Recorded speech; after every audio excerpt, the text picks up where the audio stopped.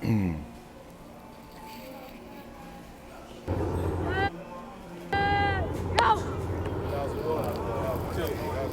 right, there's a lot of.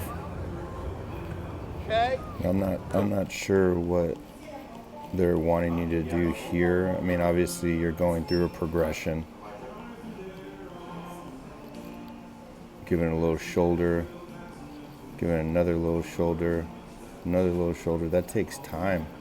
I mean, in reality, in a real game, and that's the issue with 7-on-7. In a real game, like this stuff's going to be breaking down in front of you. You're not going to have the ability to do that many little head nod, little shoulder turns. So, perhaps it was him trying to overemphasize this in this period. I'm not sure, but it looked a little bit excessive.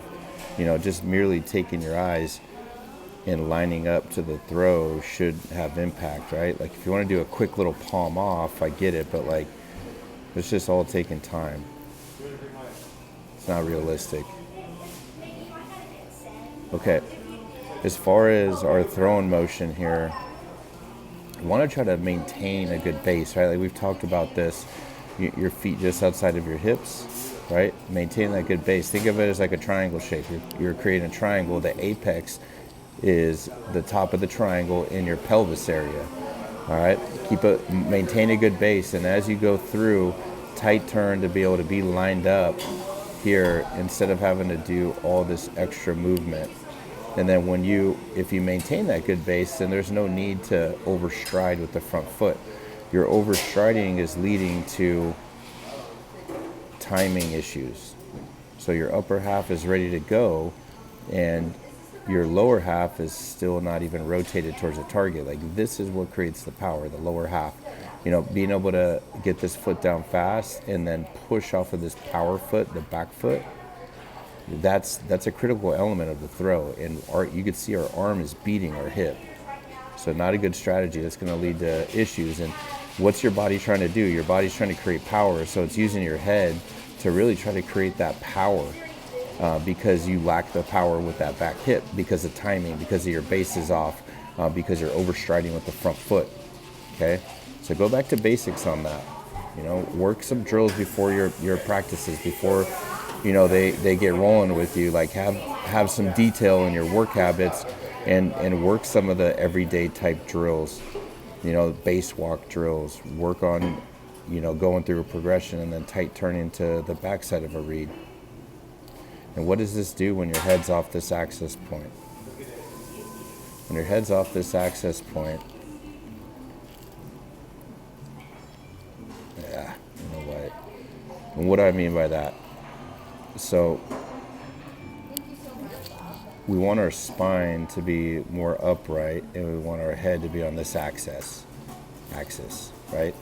And so we've really leaned off, and what does that do? It changes the release point, changes our arm angle a ton. And so we have to overcorrect. So if we do a better job, again, with the front foot strike, not overstriding, getting our back hip through, then our head won't need to be the power creating strategy that you're using.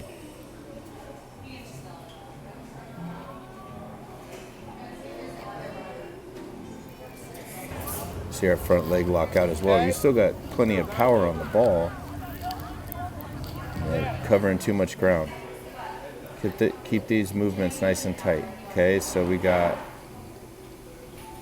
collecting the ball, reach, crossover, plant. You're loading the calf, not the hip. You want to be able to have that back foot pretty close to underneath the hip. So we're ready, so we're in a better position to unload the ball fast. See how much ground we're covering when we stride? And then again, our hip is late to the party because of this overstride causes a delay in the back hip. And this is where the power comes from. And so you're not using the power source that you could be using. And again, big lean out. Your elbow is going above the AC joint. This joint, right where that bone meets, the clavicle, like over the shoulder, like that AC joint's right there. We want to try to have that elbow like even or below that as we load.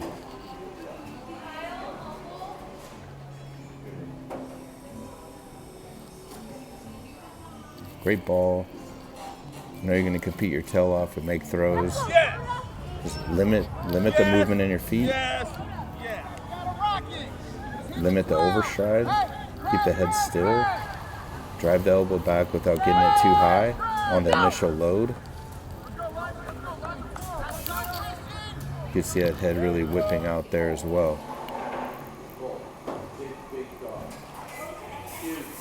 And when you get this back foot in the ground, you want to try to load the hip. When this is extended too far, then we got to work extra hard to be able to get our momentum back going towards the target.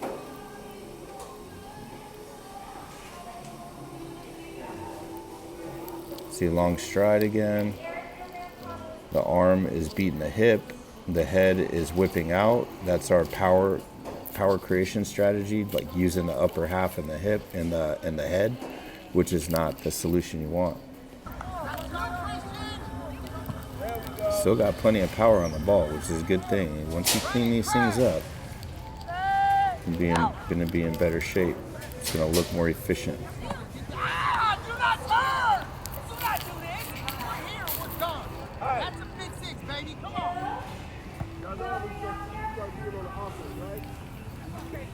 Why would I go to the ball? No, real quick. Hey, get on the 20. Hurry up, on the 20.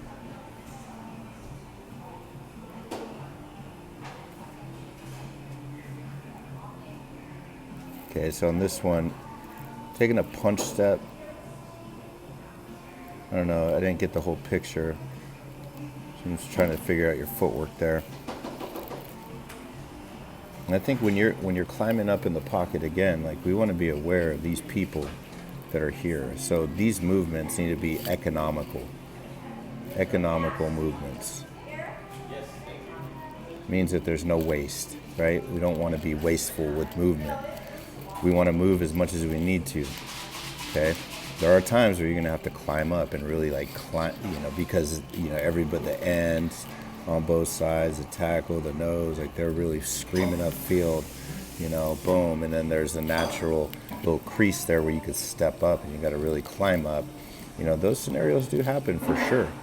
There's other times where the end's going to flatten off, boom, you're going to be able to slide out this way, or he's going to keep contained. You got to be able to go up and out, okay, or out and up, right, depending on how the tackle ends up going. So, these movements, be realistic with them. There are times where you have to escape. You have to eject the pocket. You've got to be able to be back here like as if your feet are just like on a saucer, right?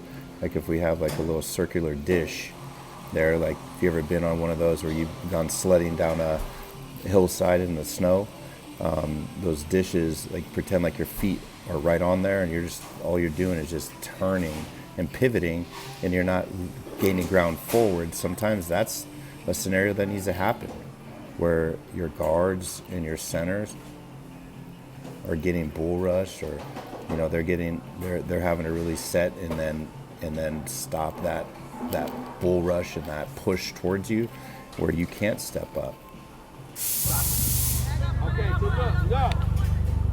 That's really whipping through again. So a lot of the same things that we've seen from day one that we've ever worked together.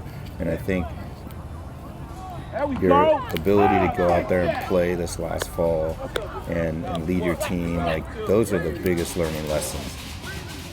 Don't forget that. Those are the biggest learning lessons. The technique stuff is all important stuff, but like the actual playing and leading, and that's more being a quarterback than it is looking perfect. So I think you have those qualities. You could see how long you are there. You're locked out. You could see how early your upper half is in relation to your lower half. Like we got a big tilt back here with our hips. I want those hips to rotate through. You've done all the drills where you grab the chain link fence and you rotated the hip through, or you grabbed a stick and then you're holding with your left hand, stabilizing with your left side and rotating your back hip through. Those are all the drills that help you with this type of issue. But first things first, you're overstriding, and that's what's causing, and that's creating the overstride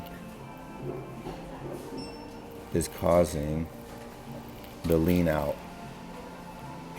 It's causing, late with hips. It's causing you to lose power. It's going to end up creating soreness in your arm with all the reps that you're going to be getting, doing your training and your 7-on-7s. Your arm is going to start to feel it because all the junk is being thrown to that arm because of your overstride. Okay? Continue to work on your load. Drive the elbow back. Okay? Continue to work on maintaining a good base. Continue to work on short foot strike towards the target.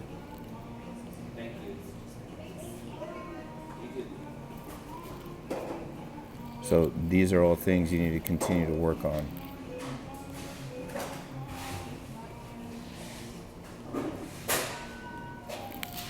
All right? Appreciate you.